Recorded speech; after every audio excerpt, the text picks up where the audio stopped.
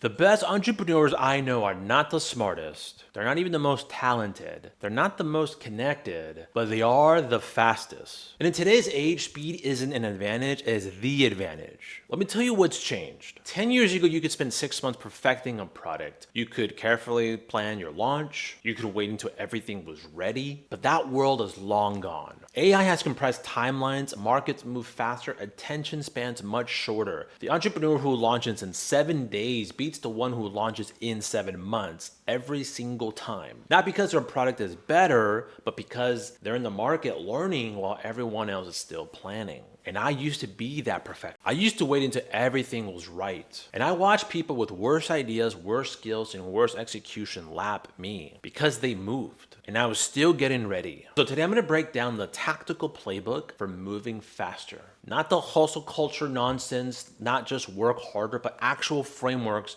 for compressing timelines and making decisions faster and building momentum that compounds. And I'm gonna show you why speed creates quality and not the opposite, the specific bottlenecks that slow you down and how to eliminate them, and the exact systems I use to move 10x faster than I used to. Because if you feel like you're moving through mud while everyone else is sprinting, then this video will fix that. Let's get into it. So why speed is the new advantage? Why moving fast beats moving perfect? The speed equation. Success in 2026 comes down to a simple equation. Speed times iterations equals success, not perfection times planning. The research. Again, the Y Combinator data. Startups that launch in less than 4 weeks are 2 to 0.3x more likely to succeed than those that take over 3 months. Amazon's bias for action is one of their 14 leadership principles. Speed is institutionalized. Reid Hoffman from LinkedIn also says if you're not embarrassed by version 1, you launched too late. The market rewards fast iteration, not perfect execution. Why does speed beat perfection? Here you have the Speedster in 6 months. We can compare them, right? The Speedster launches something very ugly and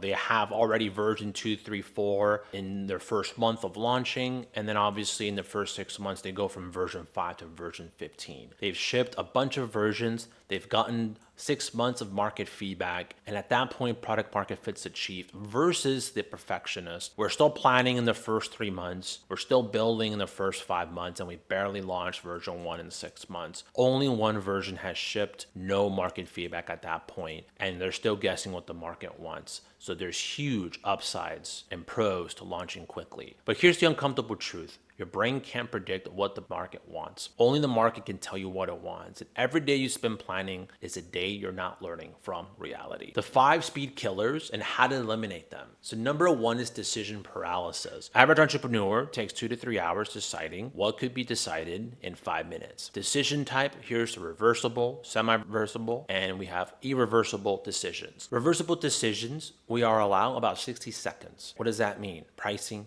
content topics, tools, copy, ad creative. Semi-reversible ones, 1 day max, like hiring contractors, new offers, partnerships, software. And then we have irreversible decisions, 1 week max, full-time hires, large investments, legal commitments. Jeff Bezos says most decisions should be made with 70% of the information you wish you had. If you wait for 90, you're too slow. Number 2 for the speed killer is perfectionism. Perfectionism is fear wearing a productivity mask. What perfectionist tells you is I'm making it better. What perfection actually is I'm avoiding judgment. Perfectionist thinking, here's what they'll say. It's not ready yet. I need to add one more thing. What if people judge it? Let me research more first. The speedster thinks, is it good enough to get feedback? Ship now, improve with data. Judgment is information. The market will teach me. And here's the fix. Set a ship date before you start. This is non-negotiable. Whatever exists on that date goes out. Period. Again, guys, if you're realizing how much perfectionism has cost you, please subscribe. I make content for entrepreneurs who want to move faster. Speed killer number 3, context switching. Research from the University of California of Irvine says it takes an average of 23 minutes to fully refocus after a distraction. So what does a scattered day looks like? 8 a.m. we check email. 8:15 we start the project. 8:30 we have a Slack notification. By 8:45 we're back to the project, and then 9 o'clock we have a phone call. Deep work time we have about 2 hours. Now, what does a batch day look like? like. This is deep work. This is you turning off your phone, setting time aside, and setting up time for deep focus projects. 8 a.m. to 12, we do some deep work. 12 to 1 is lunch, and we batch it with the email stuff. 1 to 3 is calls and meetings, and then 3 to 5 is admin and Slack. At the end of the day, if we plan our day right, we have way more deep work time, about 4 hours, and that's double of what a scattered day would look like. Now, the fix is we time block ruthlessly. We protect your mornings. We batch similar tasks, notifications off until noon. Speed killer number 4, too many options. The paradox of choice. Barry Schwartz says, more options equals more paralysis, slower decisions. 50 tools to choose from, for example, gives you maybe analysis paralysis. 10 business models, never pick one. 5 niches, serve none well. Now, the fix is constrain your options deliberately. I will only consider 3 options max, then pick and commit. Speed killer number 5 is the fear of failure. This is huge. Fear of failure makes you move slow because you think you're protecting yourself. In reality, moving slow is the failure. So what does that mean? Fear-based thinking might say, what if it fails? What will people think? I need more preparation. Speed-based thinking is, what if this works? Failure is data, not death, and I'll learn faster by doing. The fix, reframe failure as tuition. Every failed attempt is data you couldn't get any other way. The speed playbook. 7 tactical systems here we're going to go over. System number 1 is the 2-minute rule. If a task takes less than 2 minutes, do it immediately. David Allen, in Getting Things Done, says the mental overhead of tracking small tasks exceeds the effort of doing them. So examples, reply to that email, send that invoice, make that intro, post that content. System number 2 is the MVP mindset. MVP stands for minimum viable product. You ask, what's the smallest version of this that I could ship today? If you're overbuilding it, you're having a course filled with 50 videos, custom coded website, full product line. MVP version is just a 5 video core module. We use Carter Notion for landing page development so it's quicker, and then we have 1 flagship product. Ship the MVP, expand based on what actually people want. System 3 is the daily big 3. Every day,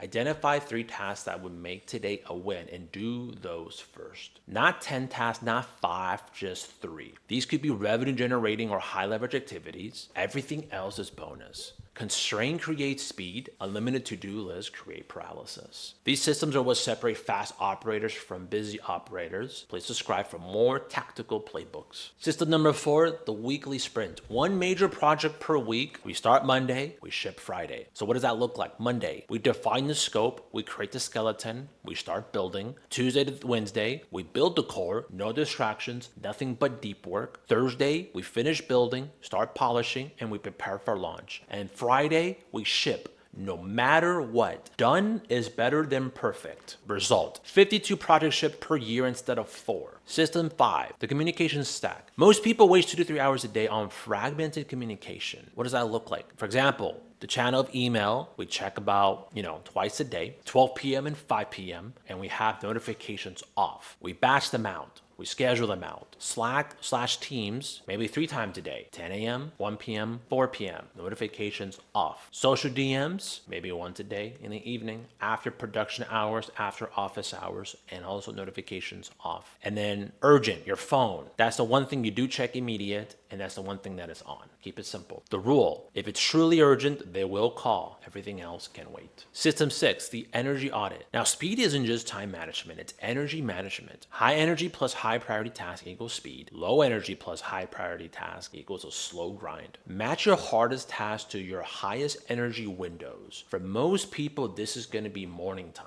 System 7, the done definition. Before starting any project, define what done looks like. Without a definition of done, projects expand infinitely, right? So for example, what's a bad one? Build a course. That's just bad. It's vague. Doesn't mean anything. Good. 5 videos, 3 worksheets, checkout page, done by Friday. Specificity creates speed. Vagueness creates drift. Let's go over some momentum math here. So speed compounds into momentum. Momentum compounds into results. As you can see, here's the different speed levels: slow, average, fast, and elite, right? How many ships we can have per week, how many ships we can have per per year, and what are the learning cycles we can get. Now, look at this. The elite operator gets 10 times the learning cycles. More cycles equals more feedback, faster improvement, and better results. Speed isn't just about time, it's about learning velocity. Drop a comment with what you're going to ship this week and subscribe. I make content for faster operators building real things. So the bottom line is, here are the speed principles. Number one, we ship ugly and we iterate fast. Number two, we decide in 60 seconds if reversible. Number three, we protect deep work ruthlessly. Number four, constraint creates speed. And number five, done is way better than perfect any day. The market doesn't reward the best, it rewards the fastest to good enough. Move fast, ship often, iterate relentlessly, and that's how you win. Fast beats perfect, now go ship something. So let me land this. Speed is not about burning out. It's not about working 16-hour days. It's about eliminating the friction that slows you down. Decision friction, perfectionism friction, distraction friction, fear friction. Remove those and you move faster automatically. Here's what I want you to take away. The market doesn't reward the best. It rewards the fastest to